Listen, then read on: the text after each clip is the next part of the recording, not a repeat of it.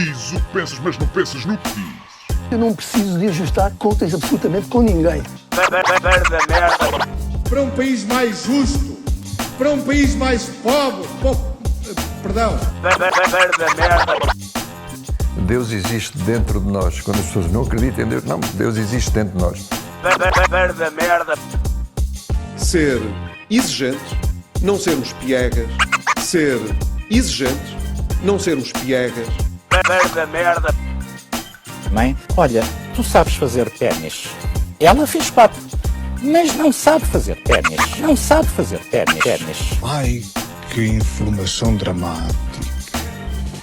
Sem Barbas na Língua, um podcast de Guilherme Duarte e Hugo Gonçalves.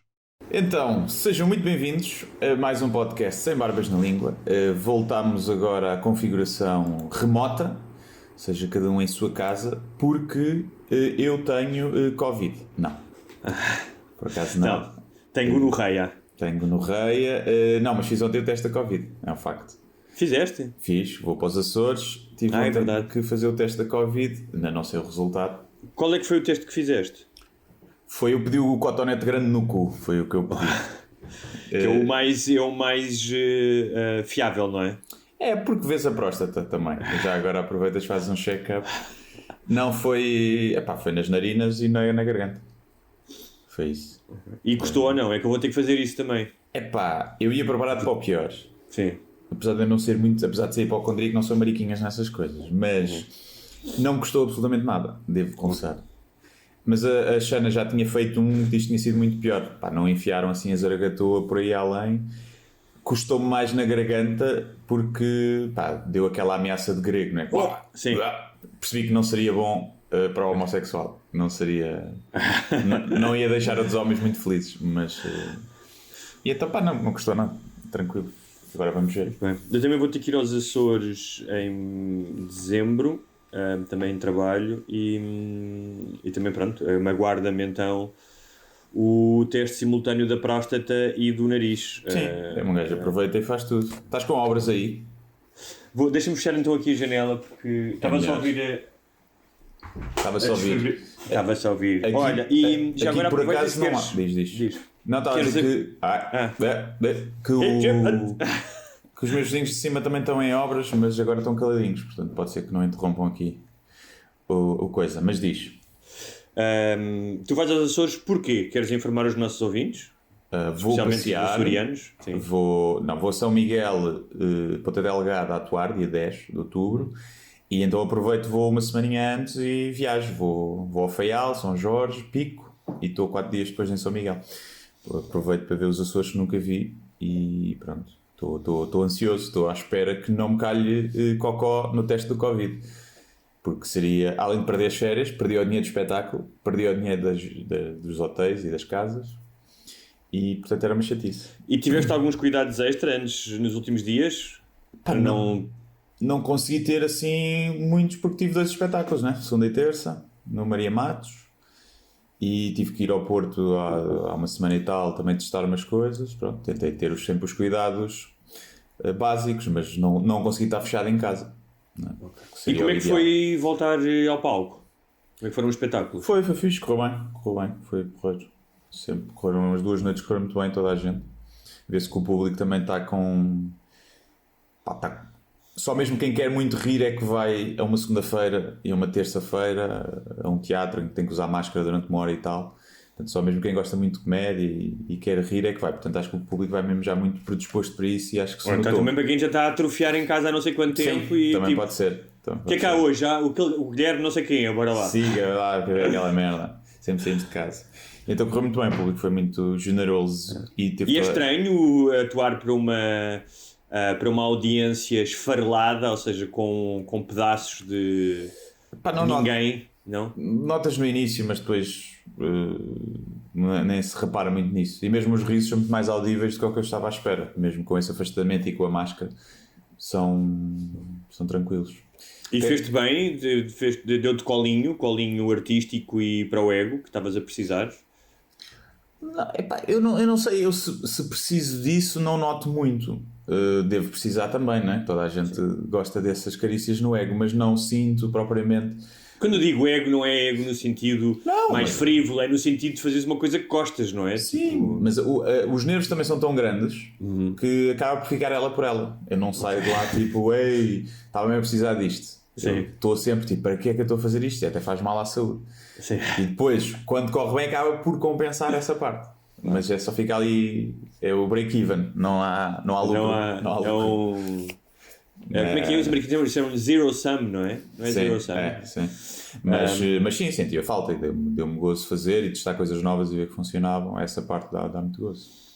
Olha, e ainda há bilhetes para os Açores, as pessoas que estejam interessadas e... Há bilhetes, podem ir a bol.pt e comprar. Abriu-se agora o terceiro balcão.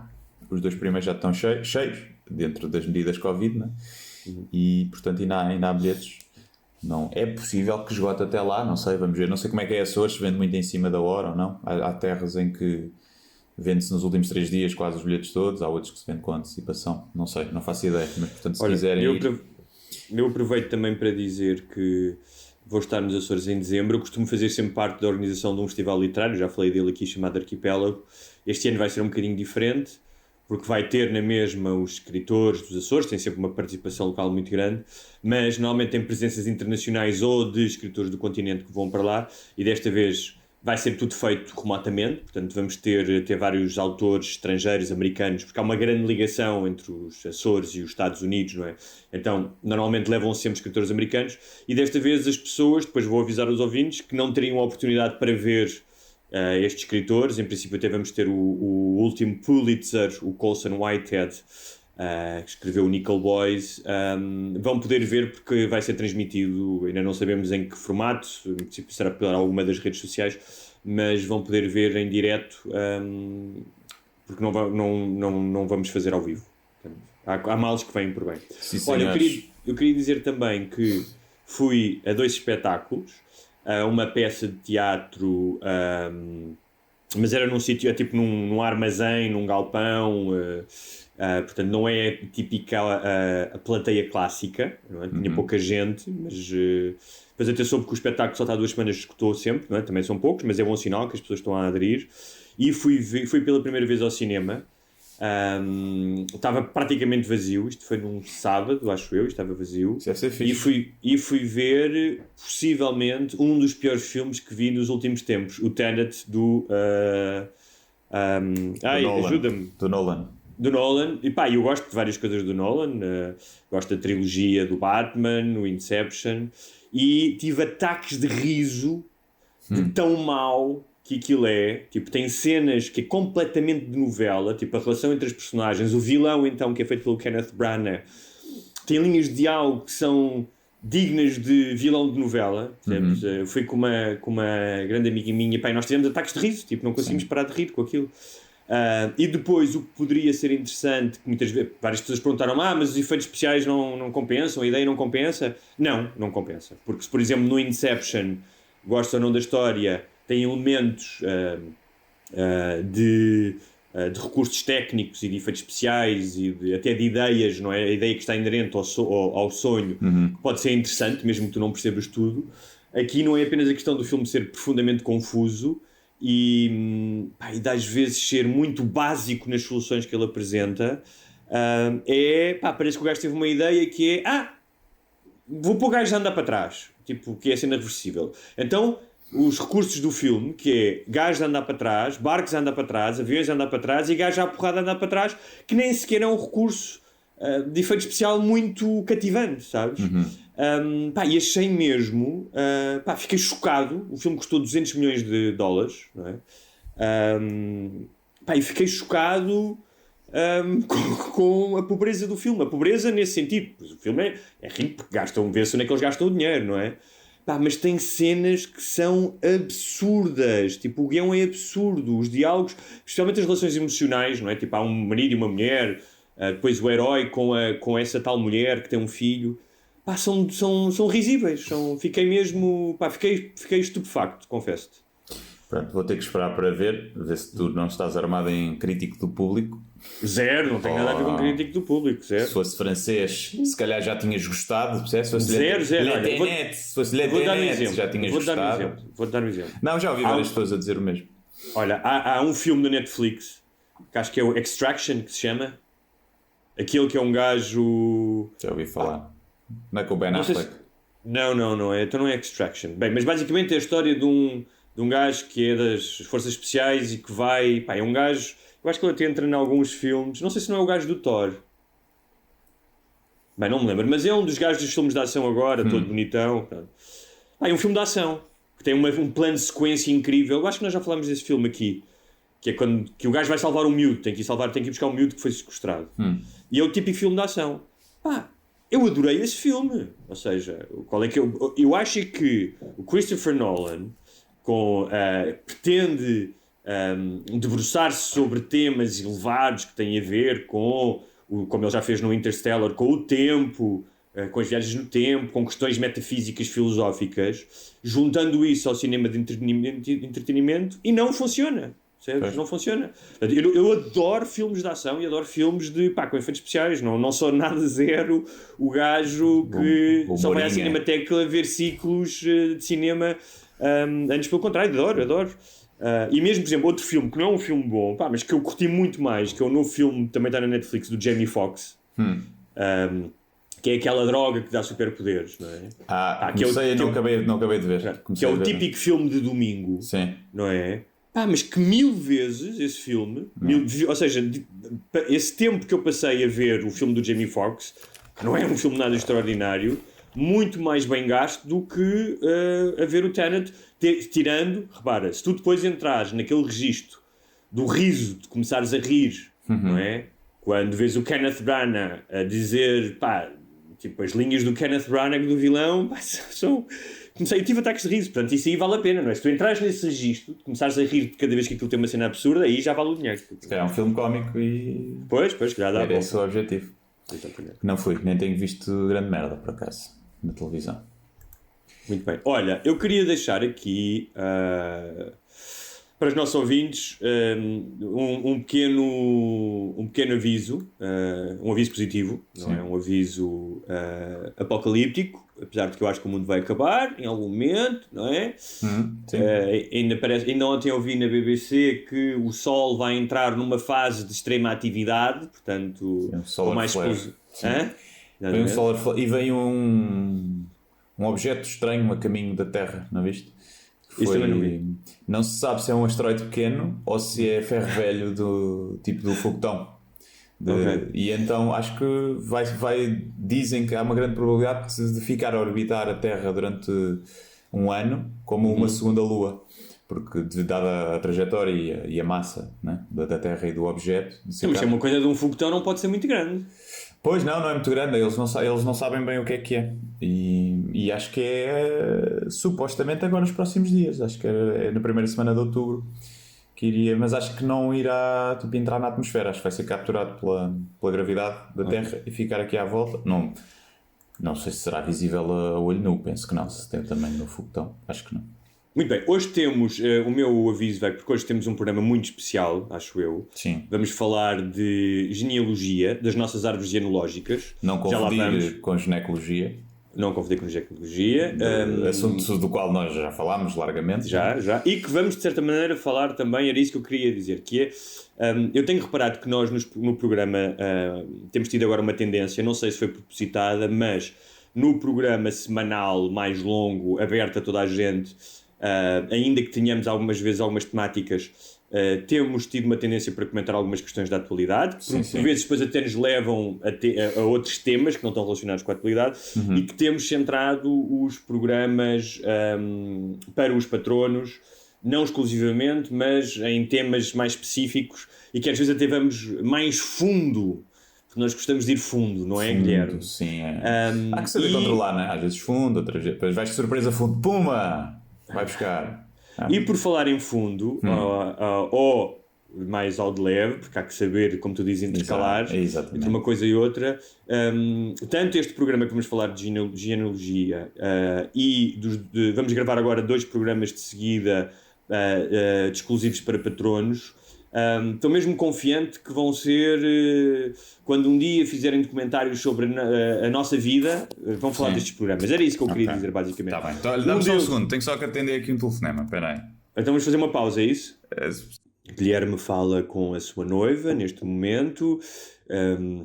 Não sei se ela estará contente com a prestação. Não recebi os resultados agora da Covid. Então, Da Covid. Então, em direto, vamos Em saber. direto, vamos saber. Isto parece que é os resultados do HIV. Rufo. Negativo! Chupa! Coronavírus! Já podes ir para a rua mamada a boca de sem-abrigo. Já posso, sim, senhor. Chupa SARS-CoV-2, mesmo na peida.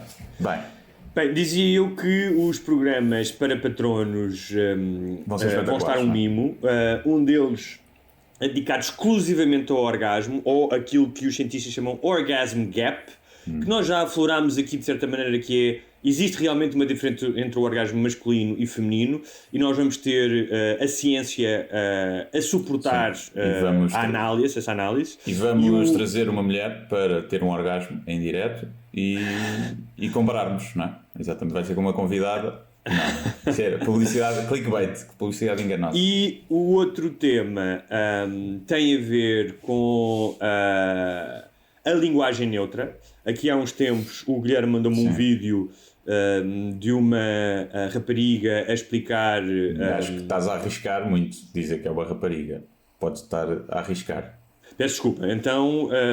Era um ser humano. À partida. Era um ser humano, sim, então peço desculpa, porque não sei de que forma é que ela assume o seu género sexual, se é binário, se é neutro, mas vamos falar da linguagem neutra, falar das duas partes envolvidas, ou seja, as partes que defendem que a linguagem tem que se adaptar e vamos dar alguns exemplos de como é que isso pode acontecer, e a outra versão de linguistas, e não só, que diz que, pessoas com bom senso, que a linguagem realmente pode ser ofensiva, mas depende do contexto, e outros problemas de estrutura, porque a língua evolui ao longo de séculos, ou de milénios, e não se pode mudar, não se consegue, ou seja, os linguistas dizem que não se consegue mudar uma língua como se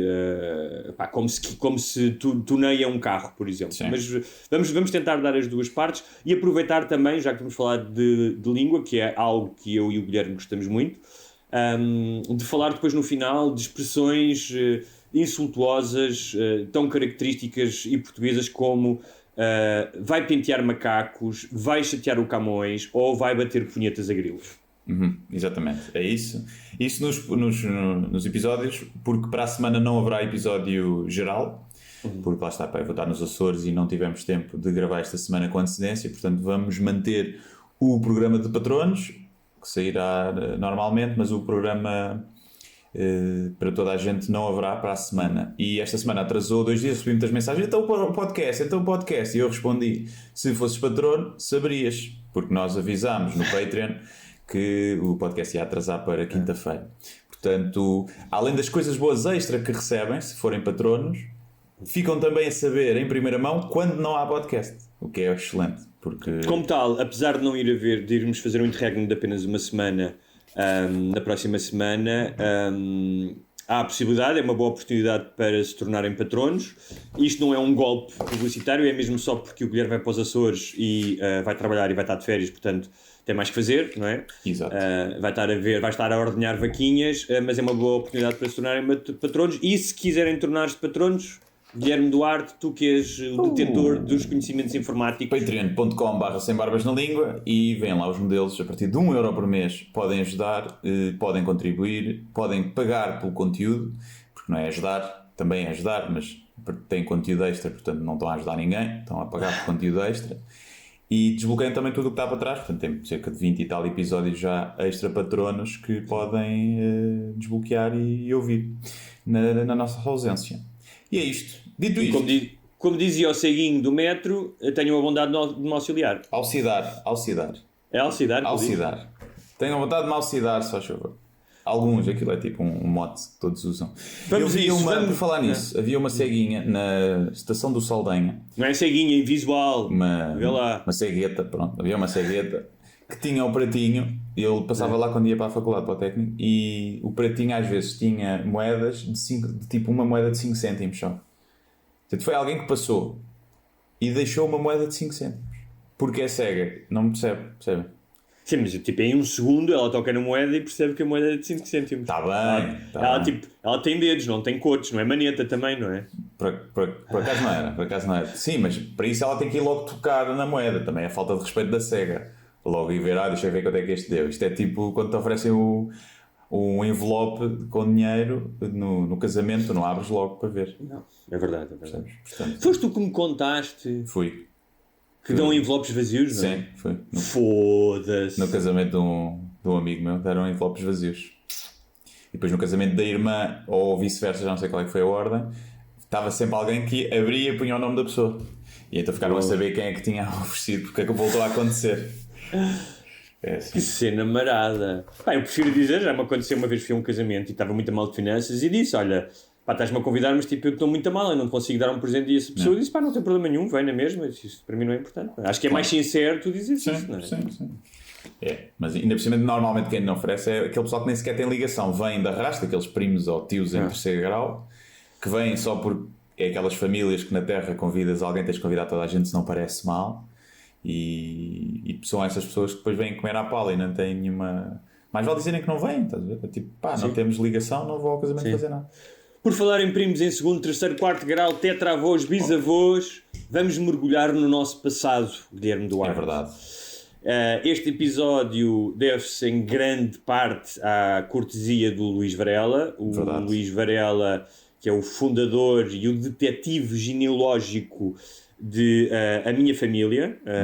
Ele não nos pagou para estarmos a fazer isto, teve a cortesia, perguntou-nos se nós queríamos que ele nos fizesse a nossa árvore genealógica, e fez, andou aí pelo país, nas suas viagens aproveitou para ir a vários conservatórios e mergulhar no nosso passado.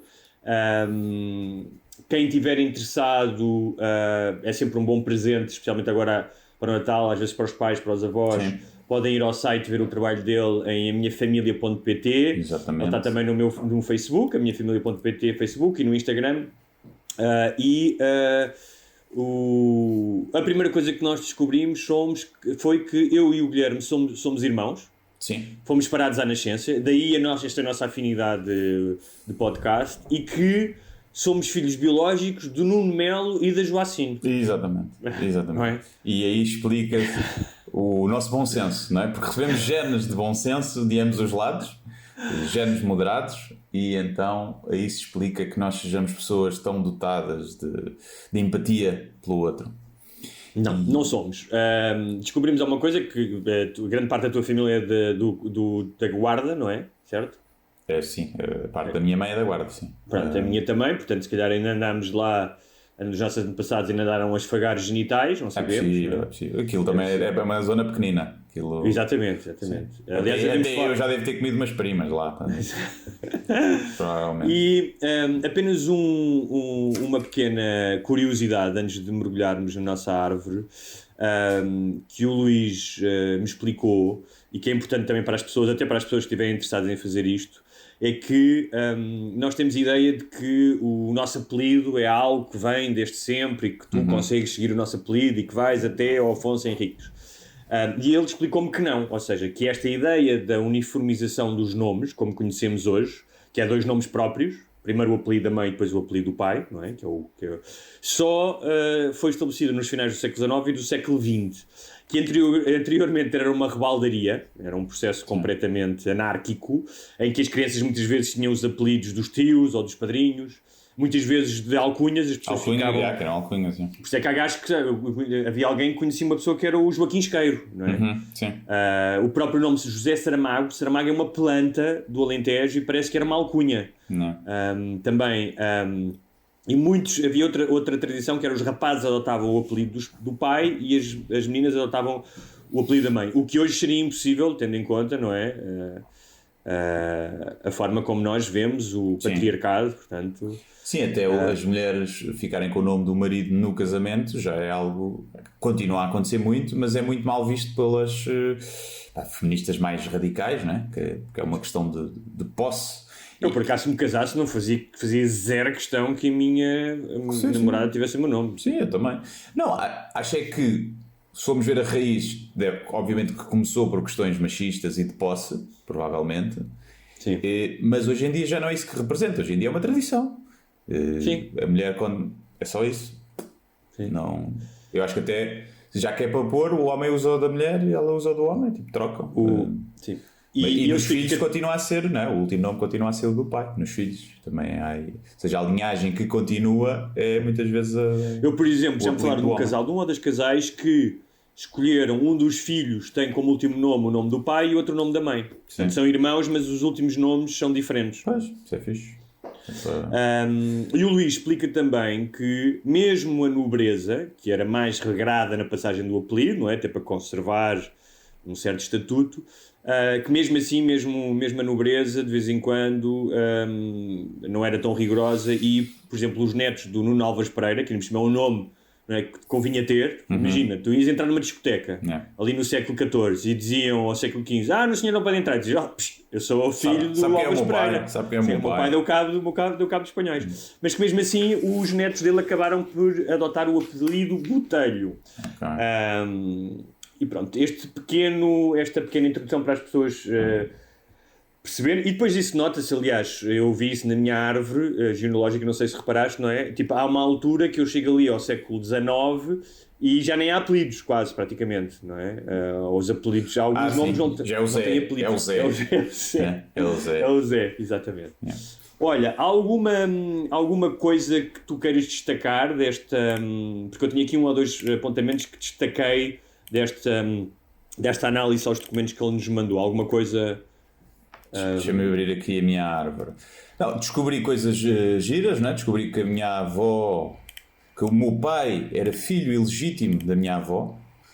Isto não no sentido de que foi filho fora do casamento, mas porque a minha avó tinha casado muito nova com outra pessoa e depois tinham-se separado e ela tinha casado, vivia com o meu avô, mas não à altura do nascimento do meu pai ela ainda era casada com o outro, nunca se chegaram a divorciar, nunca se chegou a casar. Porque não se podiam divorciar. Sim, e então nos registros aparece como filho ilegítimo. Porque não só o meu pai, mas as três irmãs mais velhas que o meu pai tem. Depois os outros seguintes, não sei quando é que a minha avó Se tu depois soubesses finalmente... isso durante a adolescência, sempre que tivesse uma discussão com o teu pai, podias-lhe ter ido tirar isso à cara. Seu bastardo. Seu bastardo. E fiquei a saber isso, foi engraçado. E fiquei a saber também, já não sei quem é que foi, deixa-me ver aqui, Emiliana de Jesus, que portanto é avô, bisavô, trisavô, trisavó, da parte do meu pai, que foi exposta, ou seja, foi exposta na Misericórdia, que era o que se chamava as crianças que eram abandonadas à porta da Misericórdia. E portanto, daí não há linhagem. Para trás não se sabe quem é que foi. Não. Para incógnito e meio incógnito, é o que está aqui na árvore, porque foi deixada no Bom Barral, lá à porta de não sei de onde, e pronto, depois alguém a adotou. Mas Provavelmente tu ainda és descendente de algum grande fidalgo que violou uma criada. Sim, não é? é provável, pode acontecer. E então acho que isso foi das coisas mais... é engraçado, não é? E de resto, foi perceber que é tudo gente pobre, né? Venho de uma linhagem pobre. Não há aqui alguns proprietários, ou seja, o pessoal que vivia das terras que tinha, de alugar. Sim, mas tipo, também dá a impressão que os meus não era ninguém latifundiário. Que, tipo... Não. Aqui depois há boleiros, muito lavrador, sim, muita doméstica, como normal naquela altura, né? Para todas as mulheres.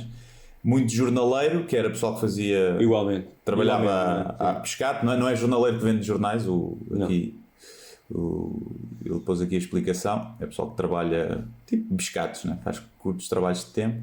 Os recibos verdes da altura. Eram os recibos verdes da altura, que era tipo, iam para onde havia trabalho. Imagina, havia os senhores das terras e diziam, olha, agora há a colheita da batata, ou há a vindima. E essas pessoas deslocavam-se... E trabalhavam com o que havia, não é?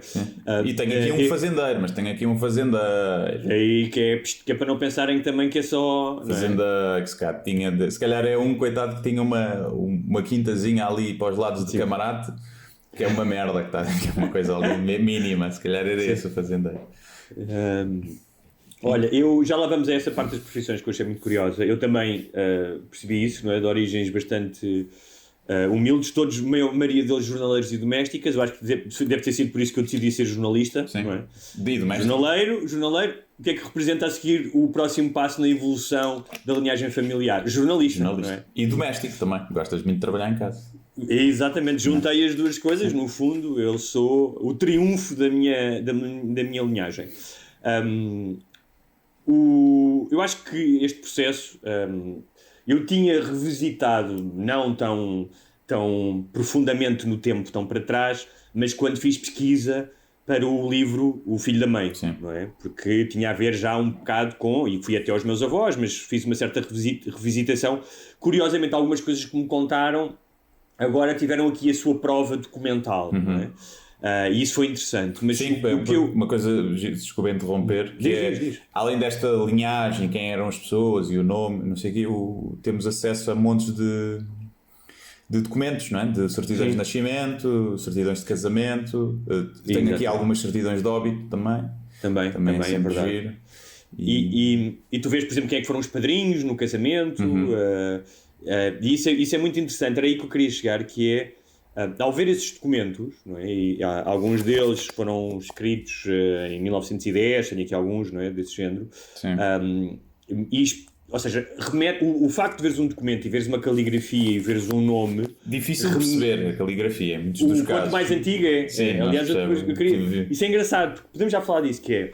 Tu reparas que no início do século XX a caligrafia era praticamente toda uniforme, é muito parecida, inclinada para a direita, bastante grafada, e nota-se que devia ser a caligrafia muito masculina, nota-se isso. À medida que tu te aproximas no tempo, para cá, a partir de determinada altura já vês que há notários que são mulheres, vê-se claramente pela caligrafia, não é? Que são mulheres. Inclusive já tenho algumas certidões que já estão a computadores, não é? Sim, algumas, também. A minha tem.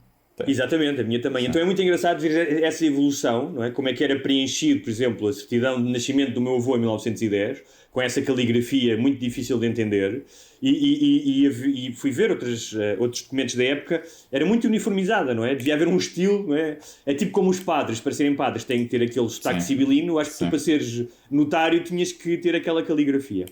Mas estava a dizer, o contacto com esses documentos, não é?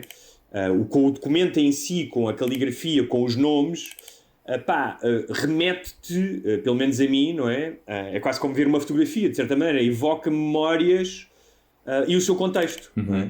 Por exemplo, eu ao ver as certidões de óbito dos meus avós e as certidões de nascimento, mais nas de nascimento, porque não era vivo quando eles nasceram, remeteu-me para... Oh, Covid! Remeteu-me para um momento em que eu soube da morte deles, percebes? E eu não digo isto com nenhum tipo de tristeza ou porque eu acho interessante rever esses momentos, não é? Então lembrei-me exatamente do momento em que recebi a notícia da morte de cada um deles. Foi uma maneira... eu peço perdão, estou aqui com uma alergiazinha. Vou beber um bocadinho de chá, se não te importares. Alergia à pila. Remeteu-me para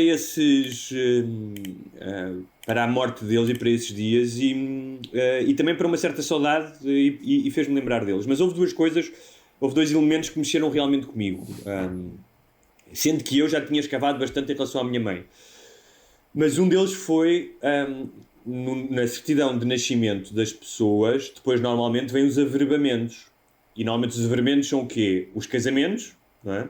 Tipo, casou no dia tal, e o óbito, não é?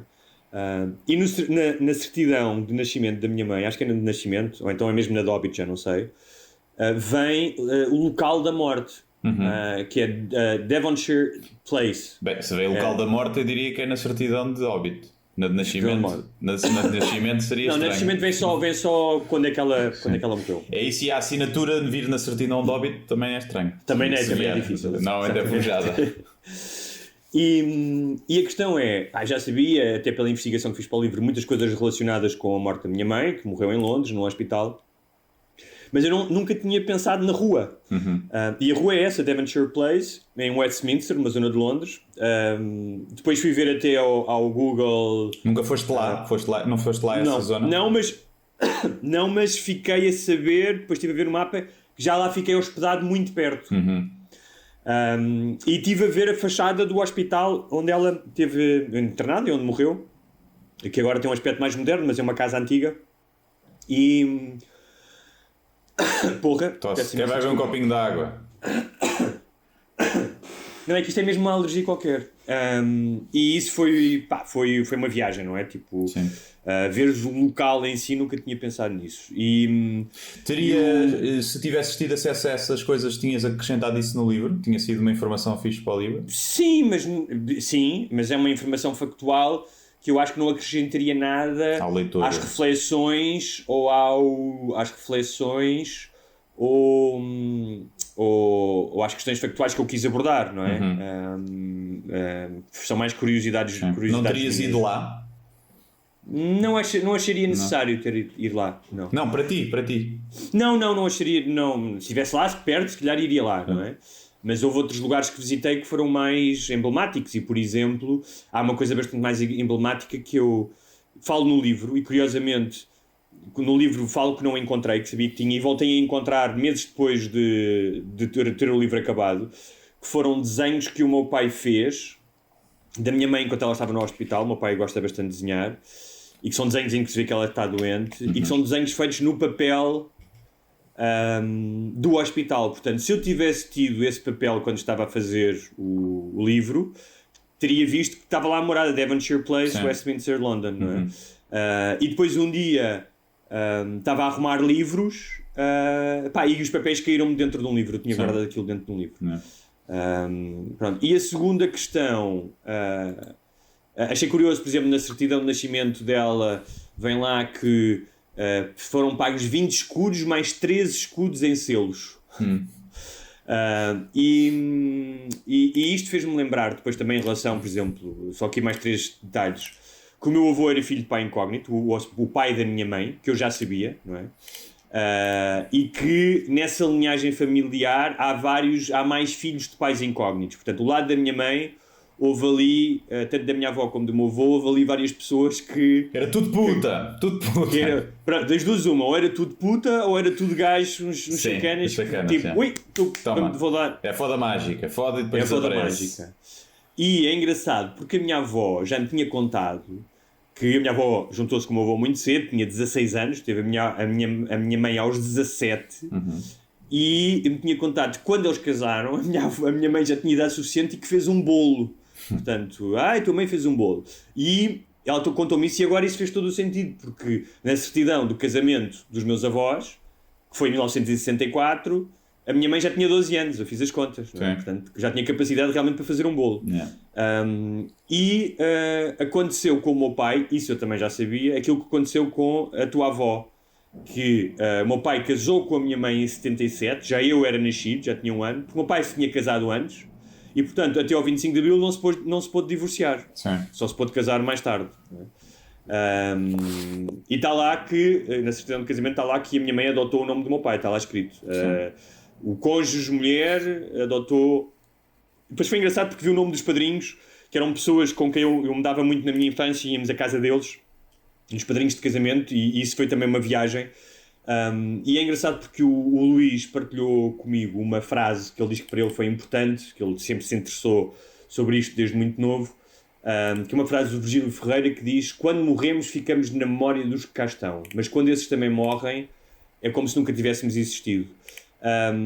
E eu no meu livro tenho uma frase que diz que a partir de uma determinada idade tu atravessas um arco, deixas preocupar exclusivamente com o futuro, que é uma coisa típica dos jovens que todos temos, não é? Quem é que eu quero ser, para onde é que vou viajar, com quem é que vou casar, e tens uma tendência, pelo menos eu senti essa tendência, de olhar para trás, de onde é que vens, não é? E eu acho que isso é comum a muita gente, e isto ajudou-me, já tinha feito uma pesquisa, mas ajudou-me também a olhar para trás, a ver esse percurso da minha família, não é? Até aqui, dos dois lados. Sim, era uma das perguntas que eu tinha, que é: porque é que isto é interessante para nós enquanto humanos, não é? Para que é que nos interessa saber isto? São pessoas que nós, fora os avós, se calhar, e mesmo assim a maioria de nós, se calhar, não tem uma ligação assim. Tu ainda conheceste algum bisavô ou não? Não, que eu me lembro, não.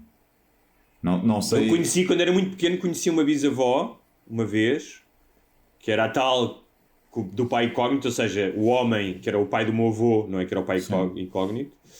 E essa lembro-me de ir visitá-la, ela vivia numa aldeiazinha no Algarve e tinha porcos, e eu achei aquilo tudo inacreditável. Era um menino, não era da cidade, mas sim, era da cidade. E vi outro bisavô, pá, não sei se me lembro dele ou se é só das fotografias, que também abandonou a minha avó. Isso, desculpa lá de interromper-te, mas só para não me esquecer, eu quando falei com a minha avó sobre o meu passado, e falámos disso, dos pais incógnitos, do próprio pai dela, que a abandonou quando ela tinha 4 anos, e eu perguntei-lhe, avó, mas porquê? E ela teve uma resposta, de uma certa ingenuidade também, mas de uma honestidade brutal, que ela dizia, filho, porque na altura era assim, as pessoas faziam os filhos e não queriam saber. E pá, imagino que fosse mesmo assim, não é? Especialmente para os homens, não é? Sim. A não ser quem estava mesmo casado, ou ainda é assim em muitas zonas, não é? Em muitos sítios. Mas o que eu estava a dizer é, porque é que nos interessa saber estas coisas todas sobre pessoas que nós não conhecemos e que não temos, a única afinidade é o acaso de fazermos parte da mesma linhagem, não é? Podiam ser pessoas execráveis. E quando mais para trás vamos, provavelmente seriam. Mas é engraçado termos esta não é necessidade, mas é o prazer de ver, não é? Sim. E ainda mais se conseguimos ainda ir mais para trás, isto porque é um trabalho muito demoroso e muito custoso em termos de investigação, não é? E portanto é muito difícil ir, e o Luís está-nos a fazer isto um favor. Provavelmente iremos saber, ele diz que ao longo do tempo vai tentando ir um bocadinho mais para trás, e algumas famílias provavelmente, se fizerem parte da nobreza, consegues ir até ao tempo, né? Até ao início, até ao tempo dos... Agora, se forem jornaleiros como os nossos... provavelmente a partir de uma certa altura ainda há registros nas paróquias e não sei o quê, nascimentos, mas a partir de uma certa altura deixa de haver, porque ninguém queria saber se os bonecos pobres ou remediados nasciam.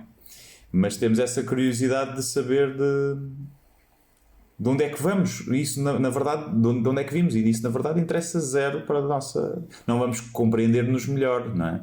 Não temos... Mas eu discordo, eu percebo o que estás a dizer, ou seja, de um ponto de vista objetivo... É só giro e não há mal nenhum. Mas eu acho que não, eu aí discordo um bocadinho de ti. Porque eu tive essa experiência quando estava a fazer a pesquisa para o livro e quis ir à aldeia de onde é o meu avô, onde o meu avô nasceu. O meu avô é a minha avó paterna. Não, mas o que eu estou a dizer, até aos avós eu percebo. Até aos avós, sim. E não há uma ligação. Depois, daí para a frente, quem em 1700 era meu familiar, percebe? Sim. É só giro, é só interessante. Claro. Mas eu acho que até uma determinada, até aos bisavós, até aos avós, por exemplo, eu tive essa recompensa, ou seja, ou pelo menos acho que tive um entendimento porque é que é importante, pelo menos para mim, não posso generalizar. E no meu caso, em relação à família do meu pai, já lá iremos, porque eu tenho aqui alguns dados em relação também à família da minha mãe, que achei interessante, mas a relação à família do meu pai, era... tanto a família do meu pai como a família da minha mãe, eu percebi uma coisa, que era, até 1950... Até 1940 praticamente não saíram do lugar onde estavam, portanto minha parte paterna, avó e avô paterno, todos para trás, todos do Sabugal na Guarda, ou então Navas Frias, que é o equivalente, que é do outro lado da fronteira, que é Salamanca, mas é do outro lado da fronteira, portanto é quase como concelhos vizinhos, não é? Sim, tem alguns espanhóis, diz. Que eu aqui do lado da minha mãe, não é? Até, portanto, avô, bisavô, trisavô, tetravô, pentavô, é tudo da Guarda ainda. Na Guarda e provavelmente do mesmo concelho. Sim, eram do Alvendre, que era uma... O meu avô depois mudou-se mesmo para a cidade de Guarda e os meus avós eram de lá. Mas eles vieram do Alvendre, que é uma aldeia muito pequenina lá ao lado. O teu avô, ir do Alvendre para a Guarda é tipo vir agora de Trás-os-Montes para Lisboa, ou mais. Não sei como é que seria a Guarda na altura. Sim, mas deve ser porque as distâncias e a noção, não é? Porque eu vejo isso também. Os meus eram todos, do lado paterno, todos do Sabugal ou Navas Frias de Espanha, que era mesmo ao lado, portanto. E depois, em 1940 e tal, já com o meu pai nascido, o meu avô tem um problema, porque o meu avô era guarda fiscal, e tem um problema na fronteira porque deixa passar um primo que vem de França e é denunciado e é castigado e é enviado para o Alentejo.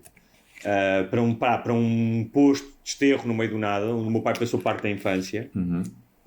que é ao pé de Mourão. E isso fez com que depois viesse parar a Cascais. O meu pai acabou por crescer em Cascais e daí eu ter crescido ali na linha, não é? Nunca tinhas nascido se esse teu avô não tivesse deixado de passar o amigo na fronteira. Não, teria nascido, porque o meu pai teria nascido na mesma, não é? Está bem, mas não ia conhecer Teria, provavelmente a tua mãe. Não ia conhecer a tua mãe, porque o percurso de vida dele não era igual. É verdade, tens razão. Não. Haveria um outro filho que não tu. É verdade, tens toda a razão. Porque o meu pai conhecia. Exatamente, isso é muito curioso, não tinha pensado nisso, Guilherme, obrigado. Que é. Ou seja, portanto, a parte paterna vem para Lisboa nessa altura, ou para uma zona de Lisboa, mais perto de Lisboa, nos anos 50, e acontece exatamente o mesmo com os meus avós maternos. Que a minha avó materna é originária de Braga, de um sítio que eu nem sequer tinha ouvido falar, que eu tenho aqui, deixa ver onde é que isso está, de um sítio chamado São Miguel de Carreiras, Vila Verde, de Braga. Todos também, tipo de 1940 para trás até 1800 e tal, são todos lá, ninguém saiu de lá. Eu estive aqui a ver, desde 1864 até 1981, a população variou entre os 400 e os 550 habitantes. Portanto, aquilo devia ser só primos todos a comerem-se uns aos outros, não é? Um ou dois deficientes a nascer, não é? Sim. Não sei como é que não tenho mais primos deves. Sim. E é engraçado porque esta parte do pessoal de Braga, dessa zona de Braga, são terras que eu adoro os nomes do norte. Desse concelho há terras como Bolsa, Caixada, Eirado, Esmeriz, Rola e Subouteiro. Rola. Os E brasileiros descobri que a única... Há muitos brasileiros em Braga agora, vão todos para a Rola. E descobri que a única coisa de assinalável em São Miguel de Carreiras, de onde é a minha linhagem da avó materna, é a Torre de Penegate, que é só uma torre, nem castelo é, que foi construída pelo Dom Egas Pais de Penegate, que trabalhava para o Conde Henrique de Borgonha, que era o pai do Dom Afonso Henriques. Portanto, é possível que o Dom Henrique de Borgonha tenha ido visitar o Egas Pais de Penegate, tenha fornicado uma das escravas ou jornaleiras e eu ainda seja primo muito afastado do Dom Afonso Henriques. Pois é, pode acontecer. Já pensaste? Pode acontecer. Somos todos, não é? Devemos ser todos primos meio afastados, que o Dom Afonso Henriques deve ter andado aí a varrer, que foi uma loucura, não é? Claro, tu fundas um país, deve ter sido o gajo que tinha mais gajas atrás de sempre. Não, um gajo não. Sabes que há um gajo que tem mais de 1 milhão de descendentes. Ou o Gengis Khan, não é? Exatamente. Mas eu estou a dizer em Portugal, porque, repara, uma coisa é o Cristiano Ronaldo e não sei o quê, mas este gajo... Mas o Cristiano Ronaldo só vai ao rabo. O Cristiano Ronaldo só vai ao rabo, não é engravida. Sim, o Cristiano Ronaldo tem decência de não deixar filhos aí depois a comer-lhe a herança. E o Dom Afonso Henriques era o gajo, é tipo, imagina, o dono da discoteca, já como as gajas que quer. Ele era o dono do condado, do país. Devia ter tudo a mandar-se para cima dele. E mais, cada vez que chegava tipo, conquistei Lisboa, conquistei Setúbal. Yeah. Não é? Sempre a expandir, sempre a abrir discotecas novas. Sim, exatamente. Eu tenho aqui como aquela discoteca, a Penélope, ou o Pachá, não é? Que havia em vários sítios de Espanha, não é? Sim, acho que havia cá um Pachá também, acho. O Pachá de Ofir, não sei se estava ligado. Isso, depois não sei.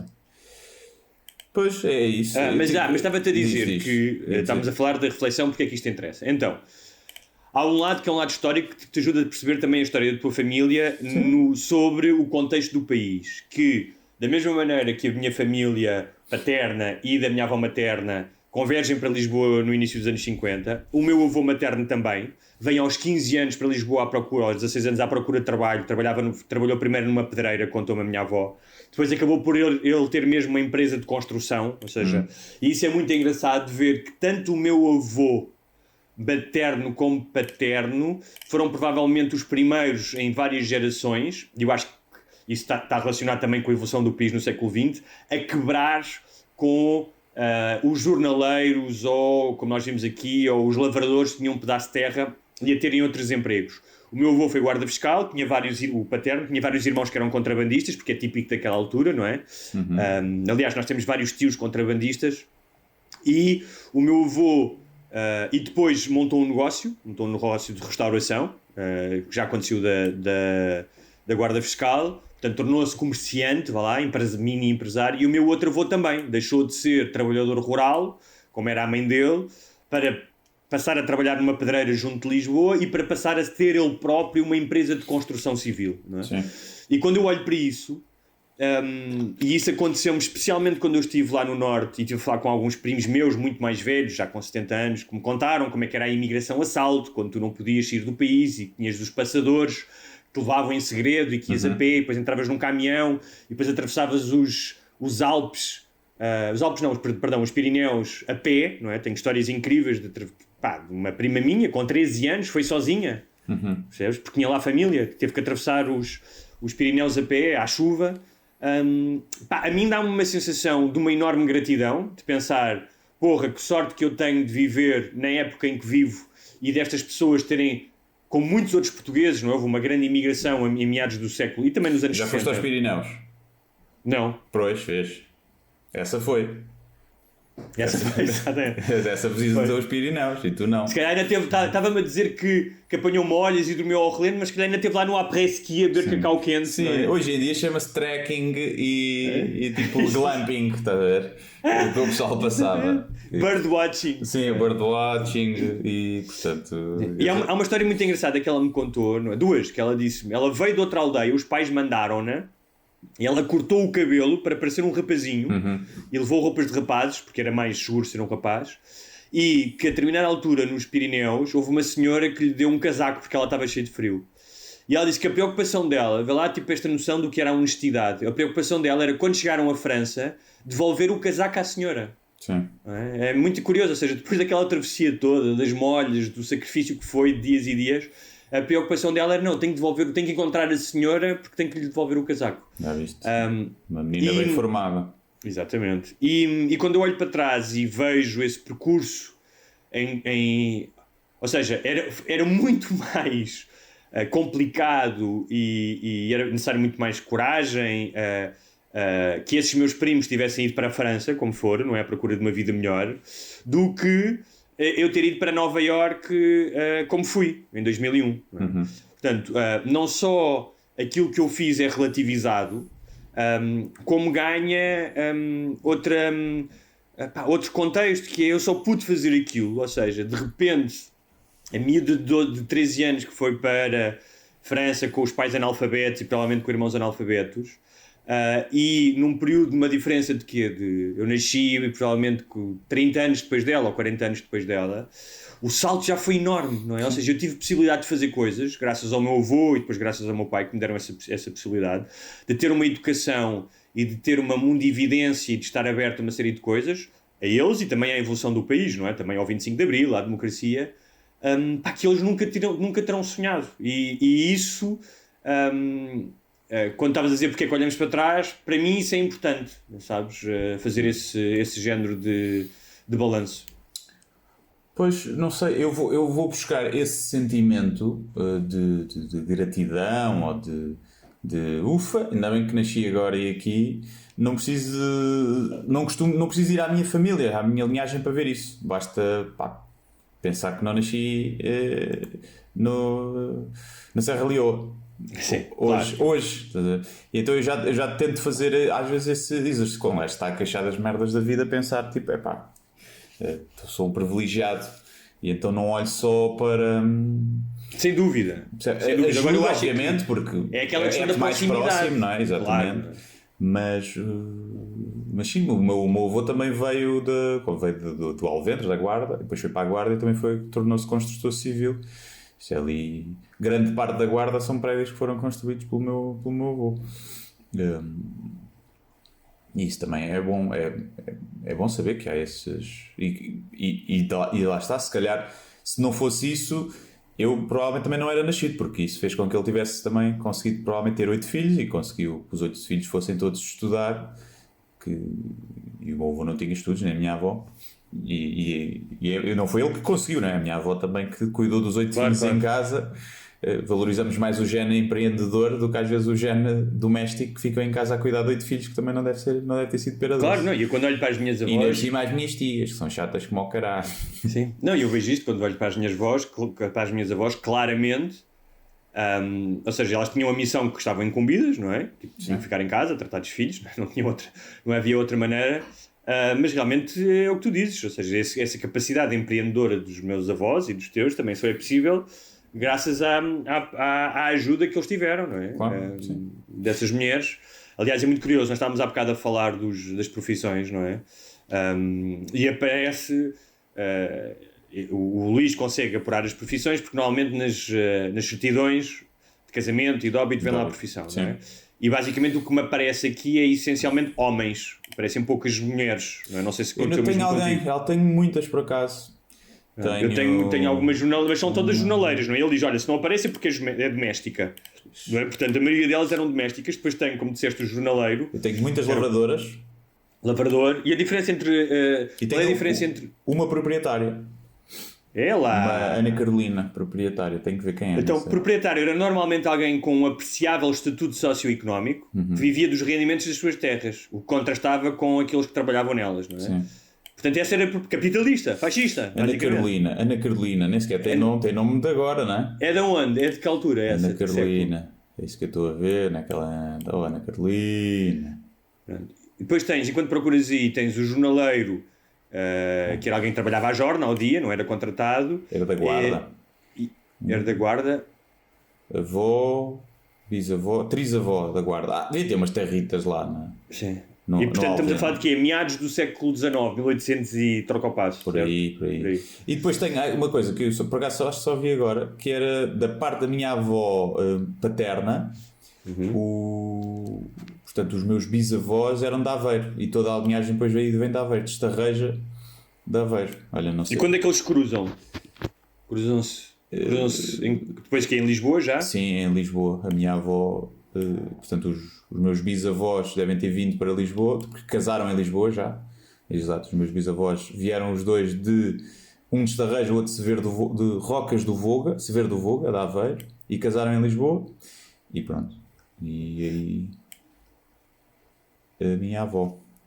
Mas aqui destaque há ainda o lavrador e o fazendeiro, e estamos a falar das profissões mais comuns, obviamente. Sim. Que era alguém, a diferença entre o lavrador e o fazendeiro e o jornaleiro era alguém que vivia da exploração da terra de uma forma mais permanente, ou seja, provavelmente já era arrendatário de um pedaço de terra, não é? O jornaleiro era, como tu dizes, os recibos verdes. Sim. Mas grande parte das pessoas que eu tenho aqui são domésticas ou jornaleiros / lavradores, não é? Mas há um que se destaca, que é o Teodoro Paíno, que era moleiro. Também tenho um moleiro. Era espanhol. Anacleto Bernardo. Há uns nomes, depois devemos de falar dos nomes. Era moleiro, nasceu em 1846, casou-se em 1869 e fui à procura, escrevi tipo naquela, olha, vou escrever aqui o nome do gajo no Google. E então, encontrei um artigo que fala muito dos casamentos fronteiriços, portanto, que eram muito comuns, não é? Porque as fronteiras, naquela altura, as pessoas, quer dizer, trabalhavam nos campos em Espanha, trabalhavam nos campos em Portugal, iam à procura, e tinha nesse artigo, falava não só de várias casas, falava da Casa Paíno, e depois dizia que hoje em dia a maior parte destas casas estão em ruínas ou são apenas recordações de uma época em que estas pessoas construíram essas casas pensando num futuro mais esperançoso e as construíam com as suas próprias mãos, não é? E ele tinha um moinho mesmo, depois por ter lá a lista dos moinhos naquela, e dizia lá, moinho, Teodoro Paíno, ele era detentor do moinho, portanto era proprietário do moinho. Que é uma coisa completamente anacrónica, tipo, que era importante e agora ninguém tem moinhos, não é? Tipo, é uma profissão, ainda há pessoas a trabalhar a terra, mas já ninguém tem moinhos, acho eu, não é? A partir do moinho agora está desatualizado. Agora é turismo de habitação. Exatamente, é? Ficas lá, fazes um Airbnb e tens moinho. Tenho aqui também a certidão de óbito, a única que eu tenho aqui é do meu avô. O meu avô paterno, que morreu 3 dias antes de eu nascer. É a única coisa que eu tenho aqui. E se nunca perguntaste ao teu pai como é que terá sido lidar com a morte do pai e o nascimento do filho na mesma altura? Isso é um fenómeno interessante. Tumor maligno da laringe. Com 58 anos, fumava bem. Morreu bem novo. Eu acho que o meu pai não tinha uma relação assim muito próxima com o pai dele quando eram assim mais velhos, não eram assim Sim, muito mas chegados, não deixa- obviamente deve ter custado, não é? Mas Porque eu sempre pensei nisso, isso já deve ter acontecido milhões e milhões de vezes. e não é? provavelmente foi uma morte mais ou menos anunciada, não é? Se era um tumor maligno, apesar de na altura. Sim, mas há um lado, acho que há um lado que vai além do racional, não é? Do era esperado, não tinha uma relação, que é muito simbólica. É tu estares a continuar uma linhagem quando parte dessa linhagem deixa de existir. Sim. Entendes? Acho que há um lado simbólico. Sim. Há um lado Se calhar simbólico pensou, nisso. foda-se, que não seja a reencarnação. Que não seja a mesma alma, foda, que Deus te tenha dado aqui uma alminha nova, não seja refurbished. Em relação Olha, aos nomes, É. pá, eu percebi que havia uma série de nomes que me tinham dado muito mais jeito, porque seria uma pessoa muito mais de bem. Porque eu tenho, Então, diz lá. por exemplo, pessoas que são Batista dos Santos, é nome de banqueiro, estás a ver? Ou também não é assim Soares tão... Coutinho. Soares Coutinho. Já é melhor, já acho que eu tenho já Não é é? melhor, sim. Ou da minha avó, que é Coutinho dos Santos. Não. Exato, Coutinho dos Santos. Percebes? Eu dava muito Também é. do Duarte, do Correio Duarte. Portanto, é aqui. Mas eu, se pudesse escolher o Soares Coutinho. Sim. Eu tenho um Guilherme nome... Soares Coutinho, mas também nem podia ser comediante. Soares Coutinho tinha que ser. Não, para já estavas agora, eras tipo... Era de uma firma de advogados ou consultor. Sim, Consultor. Trabalhava na Finpartner, se calhar, com o nosso amigo. Provavelmente. Eu tenho aqui alguns nomes pouco comuns. O Paíno, que é espanhol, e o Palos também, são apelidos pouco comuns. E o Capote, que é mais comum para mim, porque o meu pai chama-se José Capote Gonçalves. E a determinada altura, há um tio-avô dele que vai para a Argentina. Na altura chamava-se Fazer as Américas, dizia-se isso em Espanha e em Portugal, não é? O pessoal que emigrava para a América, seja do Sul, seja do Norte, fazer as Américas no sentido de ir procurar uma vida melhor. E um dia o meu pai chegou a perguntar, será que aquele Truman Capote ainda é da nossa família? Porque não há assim tantos capotes, parece que há duas famílias aqui em Portugal. E eu fui investigar e parece que não, porque... apesar de que esse tio que foi para a Argentina nunca mais apareceu. Mas porque o Truman Capote... não era o nome dele. O Truman Capote, a mãe dele casou-se com uma pessoa que não era o pai dele, com o padrasto, e ele gostava tanto do padrasto que adotou o nome Capote. Portanto, não é da família. Depois temos aqui uns Sanches, aliás, a Bárbara Sanches casou-se com o Bernardino Gonçalves, o que me leva a pensar, eu pensei, que claramente a Bárbara Sanches era a mais beta, e como não havia lá Bernardos, porque aquilo era tudo da mesma aldeia, ficou satisfeita com o Bernardino, que era o mais próximo. Sim, não é? era. Eu pensei, esta devia ser de certeza uma gold digger ou uma coisa do género. Não, porque ela também era jornaleira e quando casou com ele, pronto, seguiu na vida, tornou-se doméstica, já não tinha que ir trabalhar no campo. Ganhava o mesmo e não tinha que trabalhar, percebes? Sim. Depois tenho aqui também nomes incomuns, o Brás Paíno, que se casou com a Filipora Pérez. E eu procurei nome Filipora e não encontrei em lado nenhum. Filipora foi erro, foi bêbado. Alguém foi registar a criança bêbada. Sim, É Filipe. E depois, quando chegas aqui ao século já XVIII, portanto 1700, que eu presumo que já nem sequer tem data, mas eu vejo pelas gerações será 1700 e tal, já praticamente os nomes são, tipo o Zé Fernando, sim, o Tomé Afonso, a Luísa Lopes. Sim, eu nomes... E há um que é Teodora, Pronto, é Teodora. Tenho Antónios, mas Antónios, montes deles, Joaquins, muitos. Sim, Joaquim, sim. Muitos Joaquim, muitos Josés. Depois tenho uma Josefa, Laurinda, que era a minha avó materna. E pronto, depois tenho Maria Jesus, Teresa de Jesus. Eu tenho vários Domingos e uma Domingas. Podíamos chamar Jesus, podia ser o meu apelido, Jesus. Isso era bonito. Guilherme de Jesus. Guilherme de Jesus. Domingos e Domingas. Domingos tenho muito porque é o nome tradicional na parte do meu pai. Antónias, ou Marias Antónias, mas Antónias muito. Irmelinda de Jesus, cá está. Não é? E algumas Rosas, sendo que é curioso porque a grafia muda. A minha bisavó é Rosa com Z e a minha mãe é Rosa com S já. Não é? Não é assim? Isso é engraçado. A linguagem orgânica. E há um Hipólito também aqui. Bernardina, há um Bernardino e uma Bernardina também. E Josefas. Na família do meu pai há nomes que passam, que é a Josefa e o Domingos, são muito comuns. Eu tenho aqui muito Bernardo, mas Bernardo como apelido. Joaquim Bernardo, sim. José Bernardo, outro José Bernardo, não sei das quantas, outro José Bernardo. Bem, três José Bernardo. Um Natário. E depois chega a minha mãe, que uma pessoa olha aqui, esta também deve ser do século XVIII ou XVII, o quê? que é Belmira, não é? É a bela vida. Mas não, foi só. Eu tenho um Bonifácio. Foi só os meus avós que tiveram tantos filhos que também acabaram-se-lhe os nomes, não é? E depois é engraçado, porque em ambos os lados, paterno e materno, há Gonçalves. Portanto, lá atrás devem-se cruzar, lá tipo no século XV. Isso explica muita coisa, percebes? Explica muita coisa. Consanguinidade explica. Completamente. Explica tudo.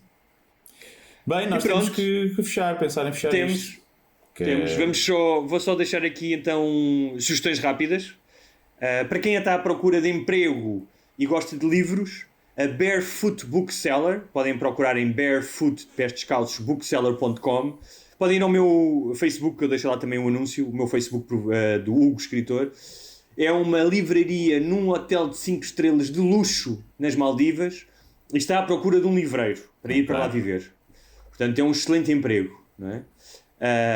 E isto é uma sugestão para quem está desempregado, agora há muitos. Para quem gostou do documentário Social Dilemma e ouviu a nossa conversa e quer levar aquilo ainda um bocadinho mais fundo, o podcast do Sam Harris, que é o Waking Up, tem uma conversa com o Tristan Harris. Estás a dizer que o Sam Harris vai mais fundo nos temas do que nós? Não, disse do que o documentário. Ok. Porque é uma conversa mais prolongada, Okay. não é? Não é que nós, do que nós não, estás claro? Então, sim. o que é que um neurocientista, filósofo com vários livros publicados, nós também temos livros publicados. Nós temos livros publicados, João amigo, olha lá, olha aqui um, pumba, olha aqui o próximo. Por falar nisso, olha, cá está, fala lá, promove-te lá, se faz favor. Não, é só, olha só, os patronos. Já chegou? Está bonito? Estás contente com o objeto? Estou muito contente, está muito giro. Os patronos que têm vídeo podem ver o livro já? Estão a ver, não estão a ver este espelhado, não estão a ver bem, mas pronto, estão a ver em primeira mão a capa, o livro, o livro físico, estão a ver aqui.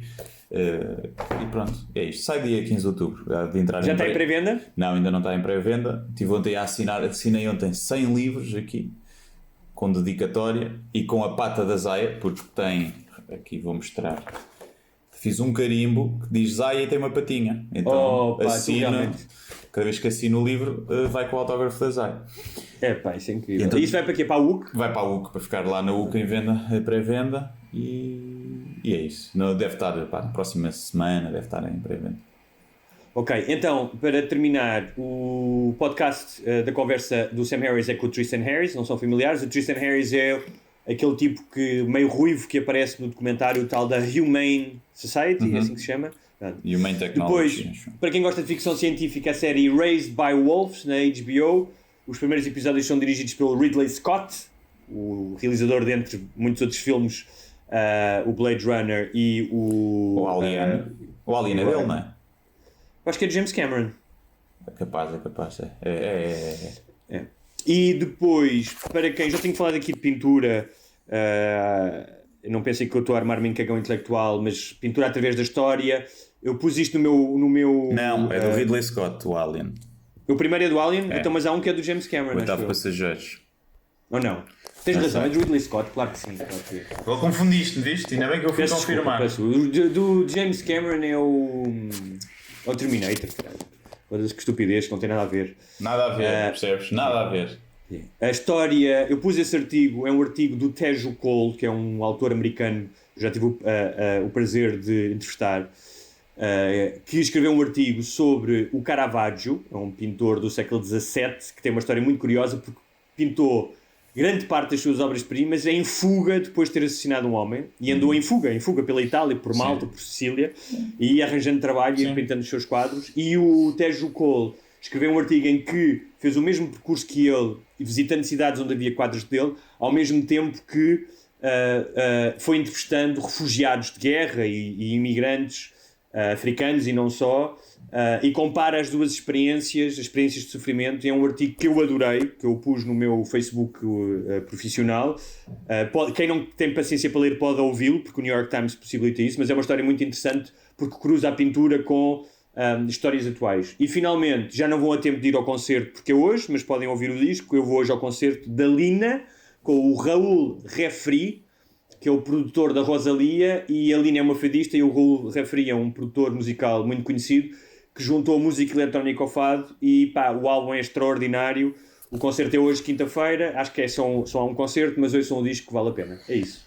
É isto, e depois de tanta sugestão erudita, eu quero também dizer para vocês verem os Rabos Esfomeados 3 no Pornhub, que é também para compensar e temos um bocadinho de cultura mais popular, tá bom?